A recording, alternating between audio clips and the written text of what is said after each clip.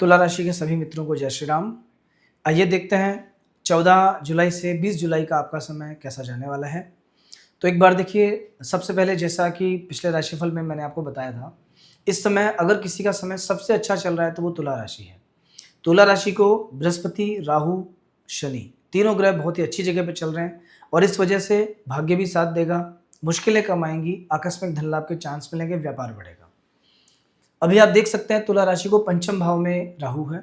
पांचवें घर में राहु आकस्मिक धन लाभ करते हैं। हालांकि पेट से जुड़ी कुछ तकलीफें कभी कभी हो सकती हैं। शेयर मार्केट में अचानक धन मिलता भी है, अचानक लॉस भी होता है, लेकिन फिर भी ओवरऑल प्रॉफिट में ऐसे व्यक्ति इस समय पर रहते हैं। षष्ठ भाव में शनि और चंद्रमा का गोचर है। शनि छठे घर में शत्रु हंता योग बनाते हैं, रोग ऋण शत्रु से मुक्ति दिलवाते हैं। लॉन्ग टाइम से अगर कोई बीमारी आपको परेशान कर रही थी तो उस बीमारी से रिलीफ का टाइम अभी आ चुका है। अष्टम भाव पे दृष्टि के कारण कहीं ना कहीं आयु बढ़ती है और 12वें घर पे दृष्टि के कारण खर्चा कम होता है। तीसरे घर पे दृष्टि के कारण पराक्रम बढ़ता है। छोटे भाइयों को थोड़ा सा नुकसान होता है, लेकिन व्यक्ति की मेहनत जग जाती है।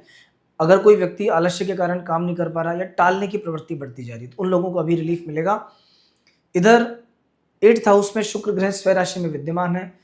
अष्टम भाव में जब अष्टमी स्वय राशि का हो या उच्च का कोई ग्रह बैठ जाए तो ये बहुत अधिक ध्यान, भजन, एकांत का योग बनाता है। ऐसे व्यक्ति को मेडिटेशन से लाभ होता है, ईश्वर के प्रति आस्था जगती है और कोई ना कोई साधना, भजन, पूजन में रुचि होती है। सावन का महीना भी चल रहा है। ऐसी स्थिति में हो सकता है कि पूजा पाठ के प्रति आपका विशेष एक झुकाव बन जाए अपने आप ही। भाग्य स्थान में नवम भाव में बृहस्पति है। नवां घर बृहस्पति का फेवरेट भाव है। यहाँ बृहस्पति के दृष्टि के कारण, बृहस्पति के विराजमान होने से तृतीय भाव पे दृष्टि है, पंचम भाव पे दृष्टि है। भाई बहन आपके लिए भी फायदेमंद है। अचानक लाभ के योग बनते हैं। शेयर मार्केट से या आकस्मिक धन जिससे भी किसी साधन से मिलता है उससे पैसा आने का योग है। ईश्वर के प्रति एक विशेष झुकाव होगा। पूर्व में जो शुभ कार्य आपने किए थे, जो भी दान पुण्य पूजा पाठ आज तक किया है, वो अभी फलने का टाइम आया है। उसका अच्छा फल आपको अभी मिलेगा। दशम भाव में सूर्य मान सम्मान बढ़ा रहे हैं।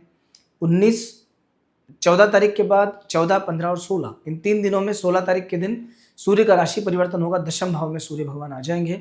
इससे पहले 16 तारीख तक पिता के लिए बहुत अच्छे थे मन, और कहीं ना कहीं आकस्मिक धन लाभ का योग बनता था। दशम भाव में सूर्य के आने के फलस्वरूप यश और कीर्ति फैलती है। आदमी को पहचान मिलने लगती है। आसपास के लोग उसकी प्रतिभा को जानने लगते हैं और स्पेशली गवर्नमेंट से, गवर्नमेंट ऑफिसर से, ब्यूरोक्रेट से या उच्चाधिकारियों से विशेष लाभ होता है।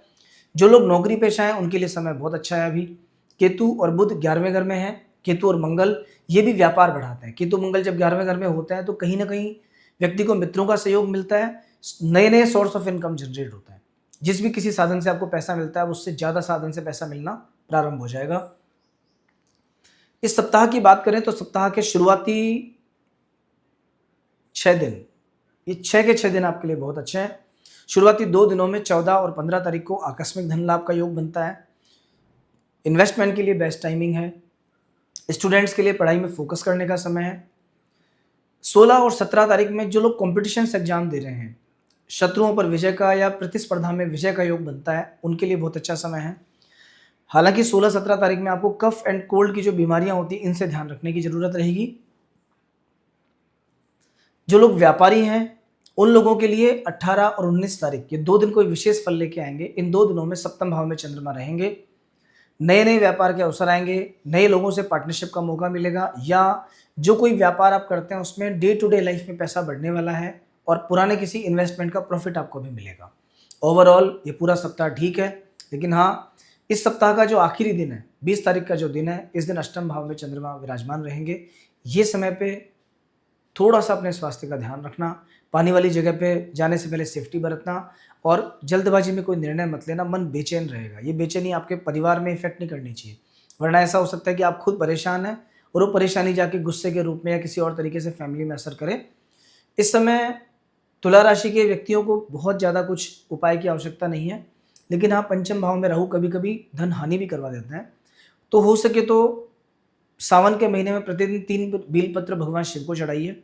गन्ने का रस आप शनिवार के दिन या सोमवार के दिन चढ़ाना शुरू करो और ओम राम राहवे नमः इस मंत्र का 1 माला जप आप कर सकते हैं।